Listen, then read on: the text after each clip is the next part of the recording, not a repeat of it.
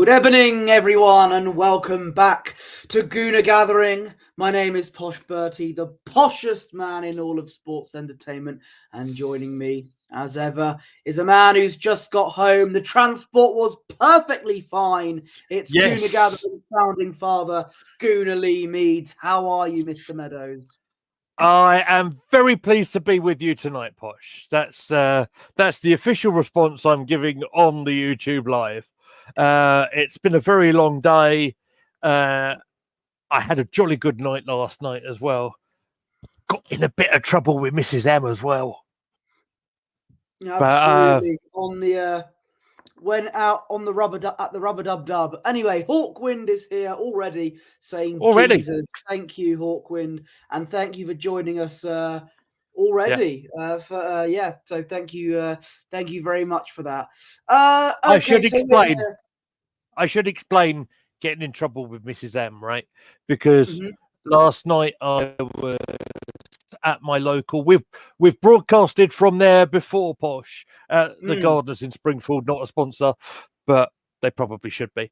Yeah, absolutely. And last night I was up on stage singing and had the guitar. We were doing open mic night last night, and it was a lot of fun. And it was a long night. It was a late night, and many beverages were had on the house, and it was very, very good. Of course, you wouldn't have it any other way. Hell yeah. We are obviously here to talk about Arsenal's win against Southampton on Saturday. We are, apparently. That's what I'm told. I wanted to talk about Ebbsfleet. What an amazing draw that was just so brilliant. Coming back from 2-0 down, it was quite a first half to second half was like night and day, really. But yeah, we'll get to it, Posh. Only way is up, and it has to be because we're sodding bottom of the league. Anyway, but we're going to talk about Arsenal here. One more thing. When we drew and we held on to that draw for our dear life, when the full-time whistle went, they had the nerve to play "Don't Stop Believing" by Journey. I know the song. We're bottom of the league. Believing. Brilliant. Shameless club. Anyway, but yeah, good old Ebbsfleet. But no, so our main club, Arsenal Football Club. Yes, sir. Also played Southampton on that day, and that's what we're here to talk about. We got the 3 points. I did say that I wanted a no drama, easy 5-0. I just wanted a good win, no drama at all. And of course, Arsenal being Arsenal, we did it a lot more of a more difficult way than planned by getting the win. And I sort of knew it was going to be like that when I saw the team lineup. I haven't got a photo of it, but let me go through the team lineup here. I've got it with me here. David Raya is in goal, obviously. Saliba and Gabriel at the back, obviously. Calafiori at left back, okay. Thomas Partey is at right back, like the good old days. Now, I know that Ben White and Urian Timber were both out of the squad, and I know that because of this, there wasn't much option for right back. I personally would have done something like put Calafiori or Kivior at right back, and then at left, and then vice versa at left back. Calafiori at right back, Kivior at left back, or vice versa. Oh, right. I see. That's what I would have done, because a defender in the right back position is a lot better than a midfielder who has lost quite a bit of pace at right back and being inverted. We don't like that. Jorginho, Havertz and Rice in midfield. We all know how great it is to have Havertz in midfield. It's his natural position is striker. Saka and Sterling on the wings, and Gabriel Jesus up front. Now, Mr. Meadows, you call Kai Havertz the most informed striker in Europe. Gabriel Jesus, if that's the case, then Gabriel Jesus is the most out of form striker in Europe. Right. And he's just not good at the moment, isn't he? He's just not good at the moment. And I'll be honest, the moment I saw that lineup, I thought, I mean, surely we can get the job done against Southampton, with all due respect to them. But it's not going to be the thrashing that I thought we could have done with that lineup. What say you? What were your thoughts when you saw the team lineup come in? Right. So I'll start with your main point of contention, and the party at right back thing. So what did I say on the I call it the pre-show there. That's WWE doing that for me. Right. So when we did the preview, I suggested, maybe I'd put Calafiori at right back, and I think I said Miles Lewis Skelly I would have played. It would have been quite a bold call, perhaps. But see where you're coming from. Because Skelly played there in the League Cup. In hindsight, look, I'm and I wouldn't necessarily say Partey was at right back. Do you know, you quite rightly said inverted, right?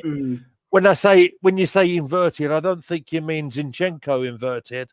What I think you mean is we basically had three defenders, then Partey, so it was as a little bit further up alongside Saka is how it was. And yeah, probably not the most ideal setup in the Premier League, but I think we're dealing with quite unusual circumstances here. Let me continue. So obviously, Ben White being injured, I don't even think we've spoken about Ben being injured until this season, because I think he's been pretty solid. And I actually think when he came on against Manchester City, he might not have been 100% quite right. Obviously, it was a break glass emergency situation at the Etihad, and that's the reason why he did come on for Saka in that game. He may have got himself slightly more hurt. I don't know. I'm not behind the scenes. But we talk about Ben being out. We talk about Timber being out. Now, I did see after the PSG game, obviously he was taken off at half time. Obviously, that in itself is a rarity, a half-time substitution. I did see he did look relatively happy, and he was posing for photos and stuff like that. It might not necessarily mean anything, but he also did mention that he'd been playing a lot of matches in the in the season, maybe a little bit ahead of schedule. Hello, Emerson Cozier. It's great to see you there, mate. So I'm saying that perhaps, take him out the firing line. Obviously, international break. Let's see where we stand in the right back situation in a couple of weeks' time. With the three that I mentioned, Calafiori, Saliba, Gabriel, you've got three very good defenders there. I want to ask you your thoughts on Calafiori. Have they changed a little bit? My thoughts on Calafiori. So there was 2 games against Leicester and against PSG, both of which he was probably lucky to stay on the pitch. Both games avoided him getting a second yellow. I'll be honest, I wasn't, of course, due to Ebbsfleet commitments, I wasn't watching the Arsenal-Southampton game live, so I haven't seen much of Calafiori. So I can't really comment on those matters of how he did in the game. But okay. I don't know. I think are you keeping an open mind? In terms of left back, I think Timber's probably better than him at the moment. Oh, okay. In terms of the left back. But I'm not saying that Calafiori's a bad player. I don't think he is. But yeah, let's just say hi to some people in the chat. And not that one, says good evening, Ange. Big Ange. AFC always in the chat. Bertie and Lee, big up. The first half, Arteta needed to stop with this no risk nonsense. This man called Posh Bertie on Twitter coined it beautifully, where he said Arteta is a manager that overthinks and underdelivers, and that's what I saw in the first half. I think he just thought, oh, well, okay, we're facing a team that hasn't won a game yet. I can get away with playing an incredibly out of form striker up front. The better striker we can have in midfield, and a midfielder at right back, so we can get more possession. He was overthinking it, and that's what cost us. We won the game, I get it, but we should have. Here's how I would have lined up, right? Raya in goal, obviously. I would have had Calafiori at right back, Saliba, Gabriel in defence, Kivior at left back, Rice, Partey, and Ethan Wanyeri in midfield, Saka, Trossard, and Kai Havertz up front. That's what I would have done. Yeah. And you know what? Yeah, some of that makes a lot of sense, Posh. What you might be forgetting, of course, we had the game in midweek against PSG, and maybe Mikel was thinking, look, we've got these other guys here. I might want to take Martinelli out. I might want to take whoever out, and just trying to in a certain position at the right back situation. I think his options were limited, rather than playing someone who is relatively inexperienced, I should say. Someone who is getting into the first team, like I said, suggested Skelly, right? But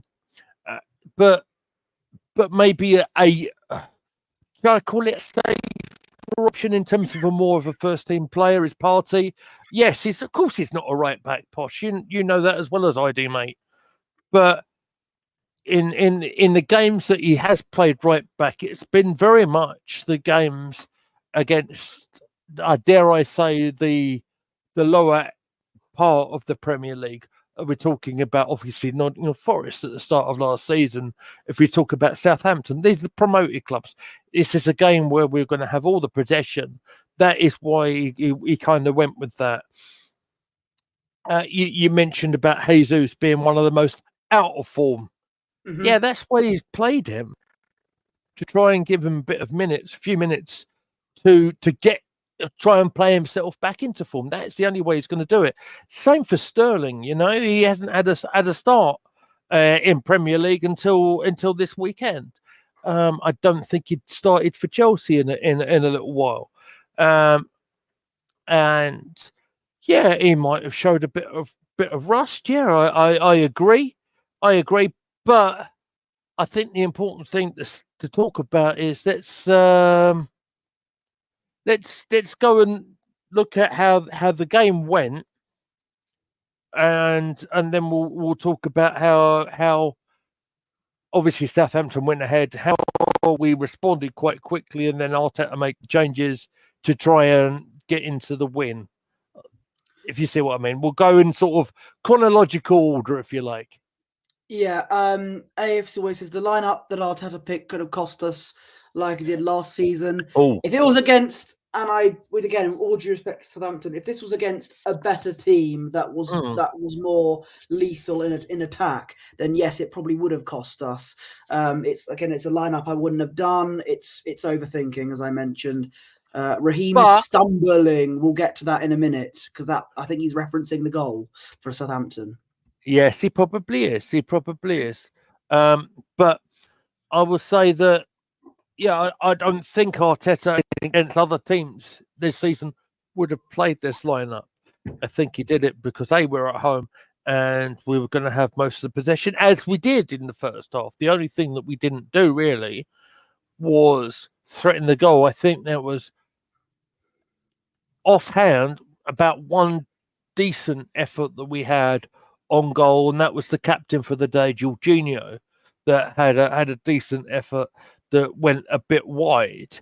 but for all the possession that Arsenal had, unfortunately, we couldn't make the most of it. And yeah, you're right. Maybe look, with Jesus playing, with Sterling playing, he was trying to. This is what he was trying to do.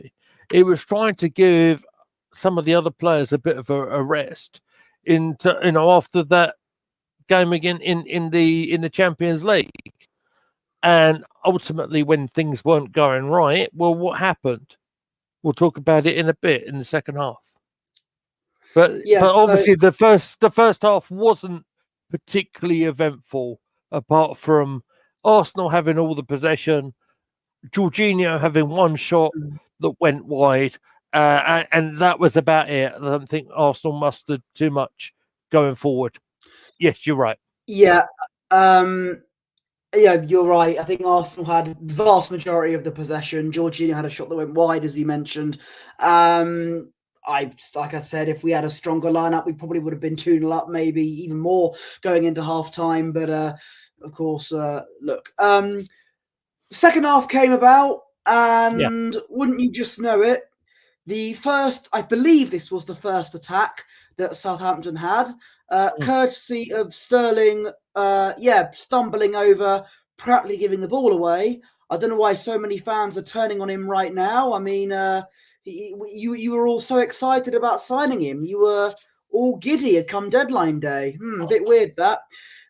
Anyway, Raheem Sterling slipped over, gave the ball away, and Archer, not Jofra Archer, the cricketer, but Cameron Archer, I believe, for Southampton, scored a very nice goal, lovely finish, credit to him. And it's 1-0 to the Saints at the Emirates, completely against the run of play. Okay. Well, your thoughts, Mr. Meadows? Was Sterling at fault there? I thought Sterling was very well tackled by, it was Fernandez, I think it was the number 18. I don't think there was any complaints on that tackle for me. He won the ball pretty clean as far as I'm concerned. And Arsenal were given a alarm bells just before that when Fernandez actually hit the bar as well. But yeah, as for the goal, yes, you're right. Sterling got tackled out of possession by Fernandez. Southampton did break. It was Cameron Archer did all the work. There was initially a little bit of confusion on who actually scored. It might have taken a deflection off Fernandez. It didn't. It went clean in. I'll give credit to the forwards because I think it's important to give credit to the opposition, right? Archer, I think, did very, very well in being composed in his finish. He guided that ball past Raya. It was a shock to the system, of course it was,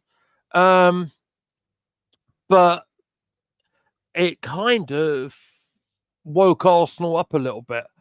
AFC Always has given us a question here, mate, and he says, do you think playing a double pivot Southampton at home, Arteta is a coward? That's not really a question, is it? What he's saying is that's not the main reason why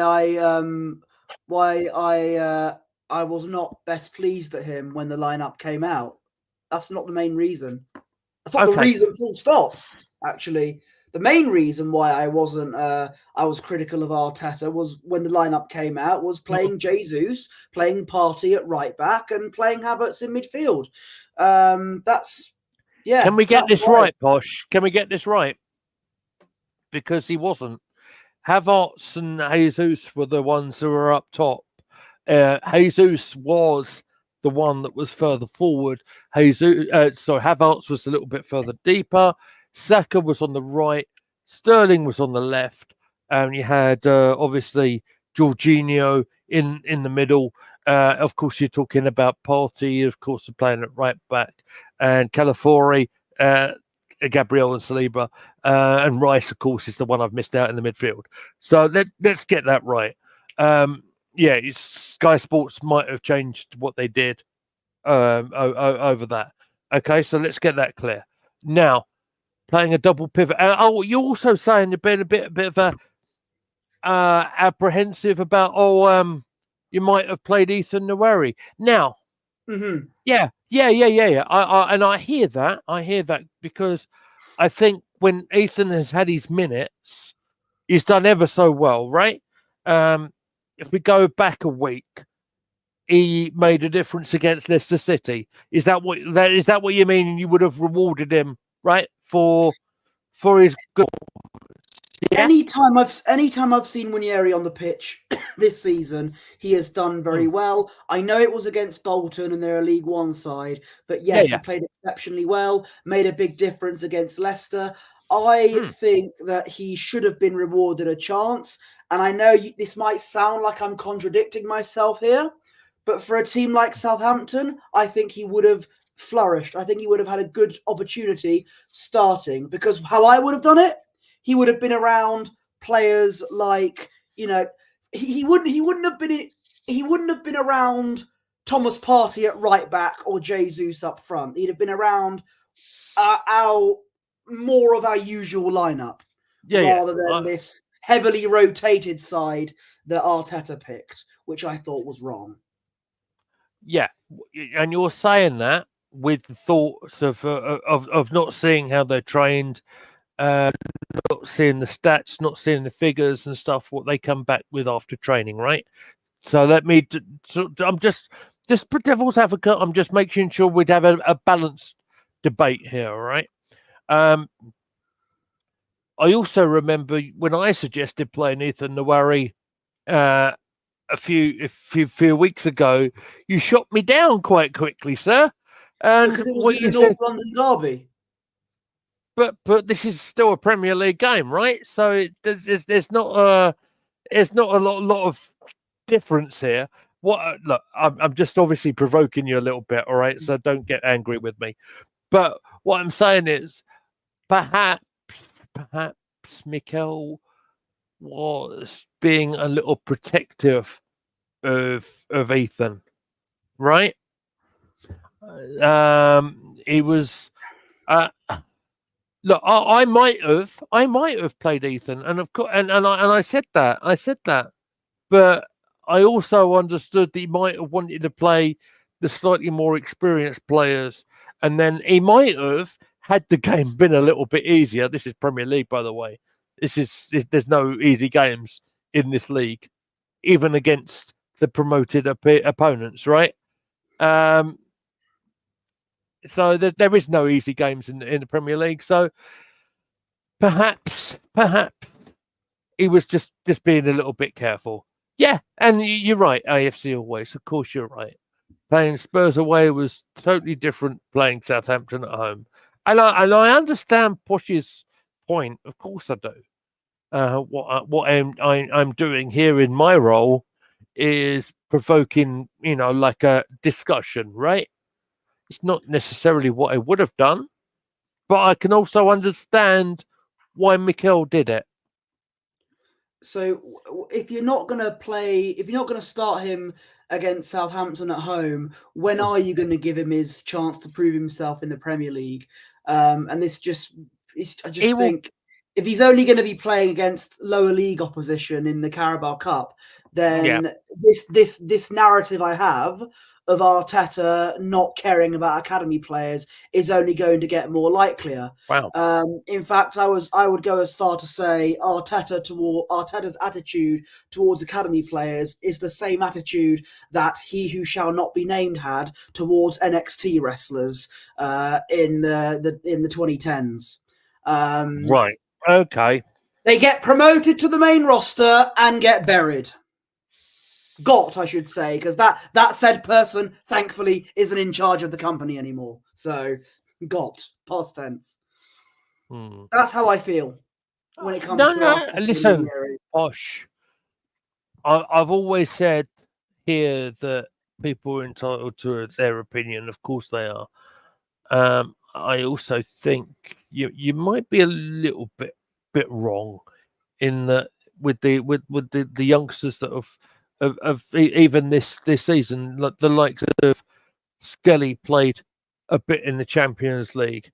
Nwari, who you're talking about, he has had some minutes. He's done very well in their minutes. but I also think he's trying to protect him a little bit because you have to remember his age. His chance will come. He will get game minutes. I've said this on this channel, but sometimes the time might not be right for that. Do you understand what I mean? It's just look, we're gonna clash on this, and this is fine because I kind of encourage it, to be honest, because it makes interesting viewing. But yeah, I enjoy it. yeah, exactly, because it's a respectful conversation, and we have different views, but I kind of understood where he was coming from. What if the situation might have been different? He might have given Ethan a bit of time. He might have given Skelly a bit of time. In fairness, who knows? As the game went, and maybe predictably, right? Because we made changes, and Southampton were as they were. We found it a little bit difficult to get into our flow, and then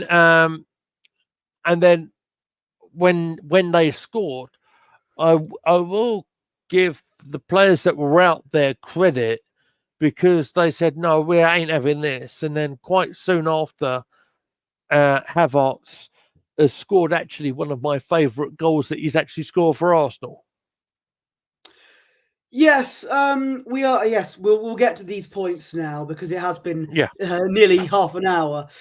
Just answer two questions. No, one question and one normal comment from AFC Always. Question is, when was the last time Jesus scored? I'm sure it was last January. I think it may have been against Brighton. Do you know what? I'm going to find out for you, AFC Always. And while you do that, let me read the other comment here from AFC Always. He says, exactly, if Ranieri can't play against a team like Southampton at home, it's no good just playing him in the League Cup against teams like Bolton. And is it Preston we've got in the next round? First of all, yes, it is Preston away we've got in the next round. And I just think it would have been a good opportunity to play him with the vast majority of our normal lineup, as I've mentioned. I just think it was a missed opportunity, and he didn't even get an ounce of game time, which is a shame, really. Yeah. But you say that, I don't think you can be too critical of Arteta and his substitutions, actually. No, I can't. But what I will say is some of the subs that were made, to play devil's advocate with you, these should have been the players that should have been in the starting 11 full stop. All apart from Mikel Merino, I still would have had him on the bench for injury reasons. But you always talk about having strength and depth with me, and you talk about the importance of rotation. And that's what Mikel did, right? Yes, but it was a game where we didn't really need to. But players like Jesus, for example, are completely out of form. And the only way he's going to get back... Thomas Partey is not a right back. I never said he was. Do you actually think... Go on. Sorry, thank... Because I don't actually think he did play at right back, quotation marks. I'm still looking on the Jesus thing. But if you look at it, he played more time in midfield than he did in defence. So it was almost like a three-man defence. But we wouldn't get away with that. I think the point you're trying to make here is that we wouldn't get away with it that in certain other games. And let's not forget, of course, our other option. We have, I think. Let me think. What, 3 pretty senior Premier League players who've played a lot of Premier League minutes, or one is getting into the swing of it. That's Timber. One is Ben White, and the other one is Timber. I said Timber twice. Sorry. What I meant to say was Tomiyasu. And Tomiyasu obviously back from injury. Great to see him back in the squad, by the way. Tierney's still injured. Tierney's still injured, obviously, always. Yeah, and even if, I'll be honest with you, even if he wasn't injured, he probably wouldn't get a chance at even the subs bench anyway, if I'm honest. I think he's not in Arteta's plans whatsoever, and I think he will probably be sold in January. It will depend on how we're looking, mate. It will depend on how we're looking. Let's not forget he's in the Champions League squad. Being on a live stream AFC always, I'm finding it a little bit difficult to see the Jesus that. Yes, I think you're right. I think it has been a while. And yes, Tomiyasu was on the bench, and he came on. He came on for the last little bit when I think Arteta decided, what I need to do right now is take our auxiliary right back, whatever, and let's just change him for a more defensive-based player just to see out the game. And obviously, we managed to score right near the end as well. One more comment from AFC always before we move on to the equaliser. Can I just say, let's all laugh at Tottenham? Yeah, where's Mile High Hotspur? Where's Mile High Hotspur today? He's gone hiding. He's gone missing. Oh, don't. I've got to say, so I didn't see all of the game yesterday, but when I did turn over to see it, it was at the right time. I'll put it like that, because Brighton scored their three goals, and good on them for coming back from almost an impossible situation. Oh, Danny boy. I wasn't watching the game. I checked the score and it was 2-0 Tottenham. Next time I checked the score, it was 3-2 Brighton. So yeah, beautiful. Look, Tinny may play in the under-21s. Okay, thank you. Let's move on now. Let's talk about the equaliser, because it's been over half an hour.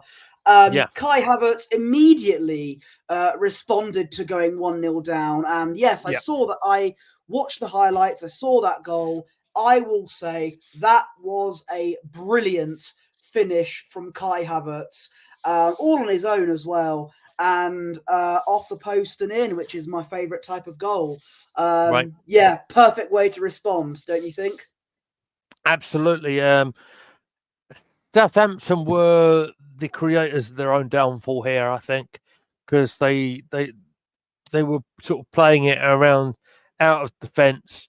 I think it was Saka who dispossessed them, played the simple little ball to Havertz, and the venom on that shot of Havertz's boot was incredible. I believe, is that 7 on the right on the trot at home for Kai? I think that's brilliant. Might be. Yeah, might be actually, because he scored in, I think, every home game, every competitive home game this season. And good on him. Good on him. He almost looks like he has a point to prove every time he goes on the field. There's certain people who criticise Kai despite every single effort that he does have, and he continues to prove doubters wrong, as far as I'm concerned. Well, look, he scored in every competitive home game that we've played in, and that's always good. And yes, no, he's overall, I think he's done well this season, Kai Havertz. So yeah, that's on record, everybody. You heard it. You all heard it. At time of recording, 7th of October on a Monday, 1935. That's what I said about Kai Havertz. Havertz has been playing well for us, but he will not score 20 to 25 league goals a season. Yes, I do agree with you there. Well, let's see, shall we? Because I think he's done jolly well at the start of this season. It ain't just the goals he scored, the way he's been playing, and the way he gets his teammates involved as well. It's not just the goals, it's the goal involvement as well. Well, speaking of goals, it was another goal for Arsenal. I think the exact same time Ebbsfleet went from 2-0 down to make it 2-2 thanks to a penalty. The moment that happened, it was 2-1 to Arsenal. So I was going to say lightning strikes twice, but that's a bad omen. It was 2-1 to Arsenal, and it's Gabriel Martinelli. So of all the players to make a brilliant impact for us off the bench as well, and score a goal to bring us back in front. I know he scored against Leicester, but Martinelli needed a goal like that, because remember and I'm going to praise Havertz again, when it was Havertz who scored a goal against Brentford last season to take us in front in the last few minutes, that was sort of a turning point of his season. And I think with Martinelli, I know he scored in the game against Leicester, but to score a goal that brings us back in front, going from 1-0 down to 2-1, hopefully he goes down that same route and his confidence will improve, because he was underwhelming at the start of this season, but I hopefully now think he'll be on his form again. And yes, I agree. I think credit not just goes to Martinelli, but it goes to Saka as well. What a cross to find Martinelli, and 2-1 Arsenal. What say you? Right, I have a few things to say on this. So we're sort of skipping over the fact that shortly after our goal was on the 58th minute. Sometimes you're quite critical of Mikel on his substitutions. He made 3 right on the hour mark, right? And very, very positive changes as far as I'm concerned. Like you said, Martinelli coming on for Sterling, Jorginho replaced for Mikel Mourinho. That was his first Premier League game, and the man for the big occasion, Trossard, came on for Jesus. So yeah, absolutely. So that was the scenario. The other thing I want to say about this was just beforehand. Did you see that throw-in on the halfway line that preceded the goal? It was Calafiori on the halfway line who threw it, and it just about threw it into the centre circle where that play developed, and it went to wait on the right hand side. Eventually, Saka got that cross in. Martinelli timed his run fantastically, and what a tidy finish that was from a guy. I've said this on the channel. You can look back if you want to, guys. That Martinelli, I think, has been getting much better over the last 2-3 weeks. And great goal for Martinelli, much needed, obviously. I think since the Man City game, Martinelli has been back to how he should, how we're used to him playing. I think since the Man City game, where he was actually very good. And long may it continue, because hopefully the start of the season was a blip for Martinelli, hopefully, because he is a good player. We know there is a player in there, and I want him to do well. I've always said that. Him and Trossard as 2 good players in that left wing position. I think it's great to have that sort of, you got so many, we talk about strength in depth. There's something that we often go back and forth about. And we bring it on Martinelli, we bring on Trossard, who, to be fair, has been a lot of the really good stuff, certainly from this season's come from Trossard. Apart from, of course, a red card at Man City, but apart from that, third goal we'll talk about in just a minute. We'll get there in just a minute, and we'll talk about the point you've mentioned there in a minute as well. You're jumping the gun, AFC always. Come on. He's getting all excited. He's enjoying the stream, mate. Let's be fair. Getting the cat excited. Brilliant. So Saka, that cross was exceptional, and Martinelli timed his run to perfection. Possibly, one of my favorite. I've got the point of contention on the goal, sir, Moreno potentially interfering with the goalkeeper. Oh yes, yeah. What did you make of that? I didn't really give it a thought because I wasn't watching the full game. But no worries, AFC always. You've actually reminded me to talk about Havertz actually after we talk about the game. So fair play to you. I was going to do that anyway. But I don't know. I didn't really. What do you make of it? Because I don't really have much of an answer. The goal was given. That's all I can say. Did you think it should be given, or was the referee in our favour?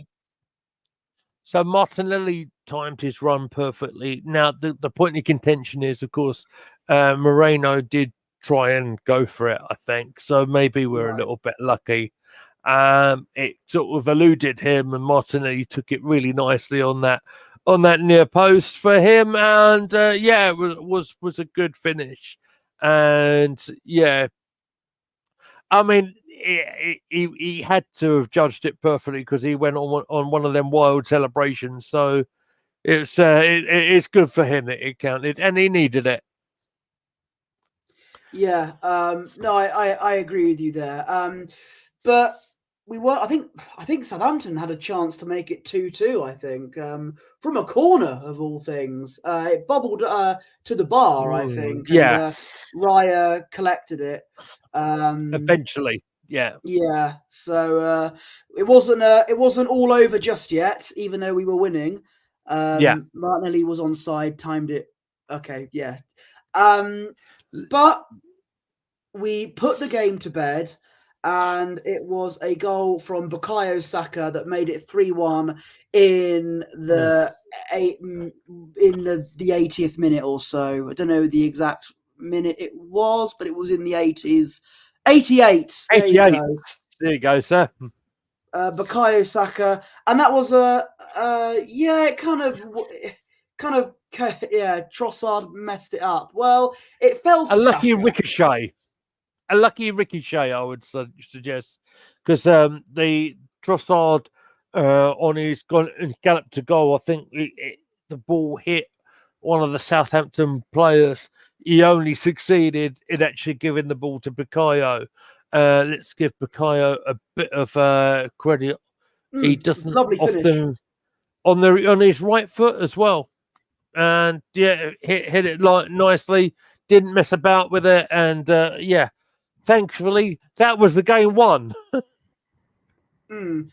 Arsenal goals came in the 58, 68, 88. So 10 minutes apart, and then 20 minutes afterwards. Thank you very much. There you go. AFC always. So we won the game in the end, and that's all well and good. We that takes us to third in the league, level on points with Man City. I think we both have the same goal difference of 9. Both won 5, drawn twice, lost 0, 1 point ahead of Liverpool, who are currently top of the league. Right. Obviously, still all to play for, still early days. We won the game. I can't help but think, if the lineup was different to start with, we would have won the game by 5-0 or something. But we won, and that's fine. Yeah. Look, I think you need to be respectful to our opponents, and you have to remember.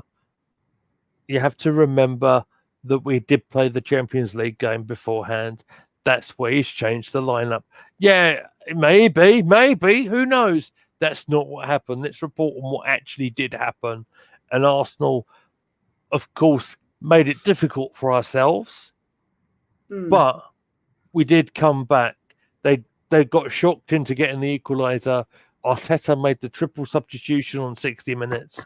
And one of them substitutes got the goal that put us 2-1 ahead. And obviously we finished it off right at the end with Saka. And 3 points, that's all you can ask for at this stage of the game, right? And what do you know it? You take Gabriel Jesus off, you start scoring. Go figure. AFC always says, I thought Fulham played well against Man City. Again, I didn't see the game, but I know they put up a fight against City. They didn't start Smith Rowe. That was why they ended up losing. Didn't start Smithers. I have nothing to add on that because you have your agenda on them or Smith Rowe, and I am not going to play with this game. No, I thought Fulham played well. I was a bit shocked as to why he didn't start. He came off. He came on actually as a sub, but he didn't start. But okay, I know. And you know what? I will give Fulham credit for managing his minutes very well. So yeah. What were Arsenal doing? They were managing people's minutes. Not playing him at all. Oh. I tell you what, can you see why this is hard work for me, guys? No, sorry. There's a difference between managing minutes well when you're regularly starting for a club and not playing him at all. There's a difference there. Right. Okay, then, mate. In his last two seasons, at Arsenal, he barely got a sniff of action. He started about 3 games, and that was it in his last season. At Fulham, he's regularly starting. He is, and I'm pleased for him. I couldn't be more happy for him. But unfortunately, it was a move I had to make. Unfortunately, mate, you're going to have to get over it. Bertie, it's a massive difference, he says. AFC always says, we need to stop saying Saka star boy. It should be star man. Well, there you go. That sounds like a David Bowie song, doesn't it? Say, big seal of approval there from AFC always. What did you make of a certain YouTuber's comments, Posh, regarding Bukayo Saka over this game? Now, you might not have seen it, but his name might be quite similar. I think I know what you're referring to. I think I know what you're referring to. Where, you know, his name's quite similar to mine, right? And he was saying he was rubbish. I did a video with him. Yes. And he said he was rubbish. Yes. Again, look, he saw the full game, right? I didn't. Okay, so I can't really comment on the more of the things he has seen compared to what I saw. But from the majority of people, even some of the more people that aren't necessarily overly positive as you are towards Arsenal, I heard that Saka played very well. And he hit the beautiful cross to find Martinelli and a lovely finish to make it 3-1. And from what I heard from many Arsenal fans, I thought Saka played quite well. He wasn't at his best, but he delivered when it matters. He probably, again, all right, he may have not set the world on fire, but I thought he was all right from what I saw. I thought he was all right. So I think that person in question may be wrong on this occasion. I don't want to be too critical on him because I want to be in his good books and I want to be in a video with him again. So I don't want to be too critical. No. Because this is healthy debate, is what this is, right? And it's respectful debate. I wanted to hear your opinion because actually, I kind of got where he was coming from in some ways. Now, this might take a turn for you guys. You might not necessarily have seen coming, but I could understand. So what he actually said, this person who won't be mentioned, but what he did say was, how can I say? So he got quite high. Saka got very high ratings in some of the apps and whatever, right? That's what he said. Yeah. Some of his general play, Saka, wasn't at his best during the afternoon. And you might have seen it, sometimes it was given away a little bit and everything. What I will say is that Saka had an amazing part to play in certainly the equaliser where he managed to win the ball very nicely and then played that simple ball. He played a great cross for Martinelli and the instinctive finish to finish the game off is a mark of a great player. He might not have had the greatest game. He might not have had the greatest game, but he has the important things that matter. That's goal, and he has a couple of assists. Yeah, no, that's correct, and yeah, I'm not going to put your comment up, BX. No. What I will say is the views of BX Gunner does not reflect the views of Gooner Gathering. Absolutely, yeah. it's great to see BX though. BX. Yeah. But yeah. What was I going to say? Oh yeah. Do you think Saka is one-dimensional at times? What do you mean by that? I don't think it's one-dimensional. No, I think he's quick. I think he's shown in the game that he like we're talking about, right? He can use either foot. Obviously, he's stronger on his left. That's why they play him in that sort of wide right, so he can cut in, and that left foot so often delivers exceptional figures. And look, BX, we have no issues, my friend. You go for what you say, and I understand that. But I do get where that person was coming from to a certain degree, because I thought he wasn't rubbish. He wasn't rubbish. He wasn't rubbish. No, he wasn't rubbish, but he didn't have the greatest game in the world. So some of the inflated ratings he might have seen online, I kind of got. I understood what he meant. And though the stats, those types of ratings, I prefer to watch football with my eyes rather than watch it on these statistical apps where you judge a player on their XG rating or their overall rating, whatever. I know, I don't like it either. I prefer to actually watch a game of football with my eyes rather than stats. So, yeah. Yeah, I get that completely. I'm the same, mate. You know, I will call it as I see it. What I mean is that he always cuts in. It's very rare you see Saka take on defenders and skim them, if that makes sense. I saw defenders sort of falling on their laces over the weekend. That's kind of what I saw in some of the one-on-ones that he did play. But again, right? This is what football's about. It's about having different opinions. AFC always might think something. I might think something different. Obviously, Posh Bertie thinks quite different to how I do sometimes on certain other aspects. But that makes it quite fun for us, right? Yeah, absolutely.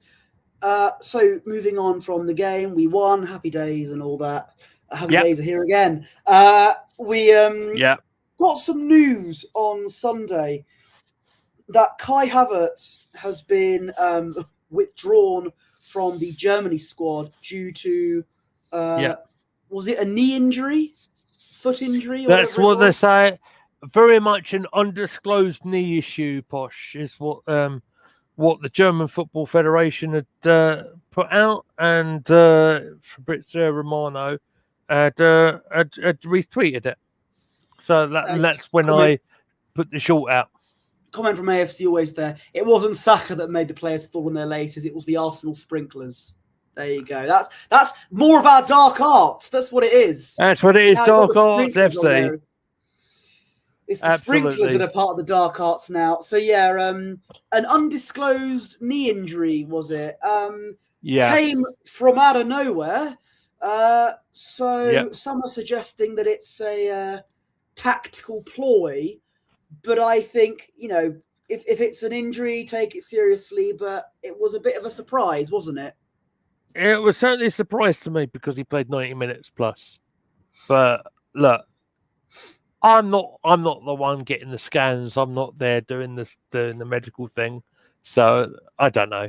I think Emerson Cozier might be best to. Perhaps.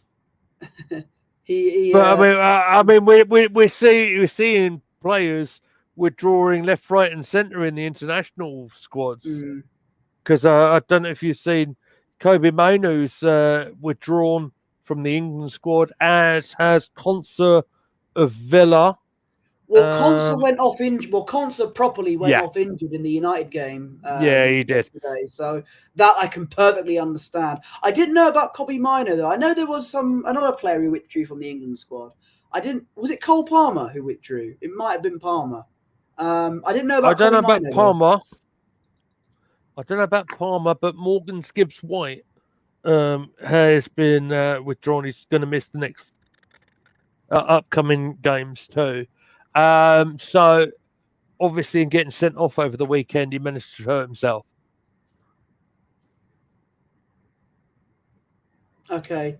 Yeah. I thought you were adding to that, but okay. No. No. So I think that's that. Do you want to talk about Man City for a bit? Because didn't they since something happened today? They were something about a win for them. I don't really I didn't read much into it. It's a separate case from the whole 115 charges, I believe. Right. I don't know what's going on, but I will try and cover it in the way that that Dom has in our group chat. There are separate cases, and this is to do with the sponsorship linked to owners. And it's so yes, hello Noel Kane. As I don't know all the facts, I think it's quite difficult for me to talk about. But yes, City have won some of their cases against the Premier League.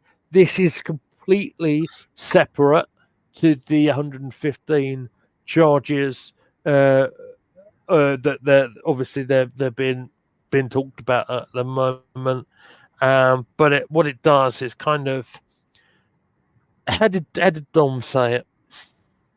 He said it kind of bad news for football in his view. If it needs to change of views, this is talking about like some of the people that are quite directly involved with Manchester City with getting a sleeve sponsor for like a multi-billion pound whatever sponsorship. It's quite ridiculous, some of this, but I don't know enough about it but we'll see how it all plays out in terms of the bigger picture on it. AFC always says, question to Lee and Bertie, now it's the international break, is there anything you would like to do on the channel? Yes, not watch the England games. There you go. Look, what is going to happen, I want to have a little bit of a discussion with some of the guys who know WSL quite well. Obviously, we had a 0-0 draw against Everton over the weekend. Not very eventful, not super exciting, unfortunately. And this isn't the first not very exciting performance that we had. So I'd like to, if I can, talk to some of the guys about that. We'll see how it all plays out. I don't want to put pressure on my colleague next to me because we haven't talked about it. Honestly, if you have any idea about how difficult it is being a daddy for like I am and looking after my daughter who's been off school for about over a week now with an issue with the school, she's fine, but trying to get through this week and trying to keep putting content here, it's very, very difficult. Emerson, I have Sky Sports Plus. Yeah, I've been watching that. That's how I managed to see the young lad Robinson scoring in the what's they call it, the Bristol Street something Motors Trophy, formerly or the something. Johnson's Paint Trophy. That's right. That's right. So yeah, that's how I've seen that. So maybe Emerson's got something to add on Sky Sports Plus thing. Russ Morgan's here as well. Hello, Russ. Good to see you, Russ. And one more question before we wrap things up. Okay. What are your thoughts on The Rock making his return at the end of Bad Blood in WWE? Very, very intriguing.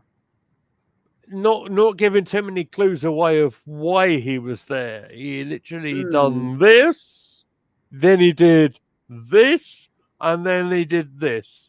Then he walked off and had some alcoholic beverages. Did oh, I love you, Dusty. Hard times. Hate your son. And that's all he did. It's quite exciting, and there's parts of that Bad Blood which I really enjoyed, some of which I didn't enjoy particularly. I would suggest to you all to check out our unofficial sister channel, which is Wrestle Dogs on YouTube, where they will no doubt go through absolutely everything to go through Bad Blood over the next couple of days. But yeah, a shocking return with a great one. Perhaps setting something up later down the line. I found it particularly interesting when Gunter got into Goldberg's face as well. I thought that was. I don't want to see this. I saw a tweet that said, if this was 2019 WWE, Goldberg would have squashed Gunter in 20 seconds. I love the line from Gunter saying, "Oh, I've got 3 minutes spare." This is long-term booking in a way, because didn't he confront Bret Hart on Raw and said, "My favorite wrestler is Bill Goldberg"? Yes, he did. He did, and then he said, maybe not necessarily. I didn't necessarily mean it. Now that's interesting. Posh, what are your thoughts about what Emerson's just said in the chat there? Do you watch along tomorrow as the under-21s play tomorrow against MK Dons in the group stage? Oh my God, it's the Luca AFC derby. It is, isn't it? I might be available to do it. Oh, I'll think about it. I'm not sure if I will, but I'll put it on the table, and yeah, we'll think about it, because I've got to wake up early on Wednesday, so. It'll be a relatively early kickoff, I think. We'll talk about that off air. I think it's difficult to put us on the spotlight. Let us have a little discussion about that during the day. If we do it, obviously go to Gooner Gathering on X, Twitter, and we'll let you all know. And obviously, best place to find us is obviously YouTube. Yes. Gunter versus Goldberg at Crown Jewel. God, no. I don't want to see that. Goldberg's had his time, I'm afraid. Aren't they doing Gunter versus Cody for that belt that they just sort of made up? So maybe Goldberg down the line versus Gunther, perhaps Survivor Series, because that makes sense because of Goldberg's history at Survivor Series. Yeah, 7 o'clock kickoff. That's not too bad, to be fair. We'll talk about it off air, and we'll let you all know, okay? All right. I think we should probably wrap it up, Bosh, yeah? Absolutely. Very good to see all of you in the chat. Thank you for keeping us company. We always appreciate it. Mr. Meadows, where on social media can they find you? Of course, you can find me at Goonerly Meads. You can find everybody on the channel at Gooner Gathering. Check out the TikTok account as well, where we upload a lot of the shorts as well that we do here with a little bit of fun musical background as well. Over to you, Posh. Absolutely. You can find me on X at Posh Bertie. My Instagram is at BertieOneless. And I run Gooner Gathering's Instagram account, which is at Gooner Gathering. Yes. Go on, say it. Oh, we watch Arsenal. I make it a regular occurrence now. We watch Arsenal, so you don't have to. Except I didn't watch Arsenal because I was watching Ebbsfleet. He watches Eb Sleet, so you don't have to. Yeah, that's community service nowadays. Guys, it's been really great to see you all. We are going to get out of here. Look after yourselves. Check us out on the social media.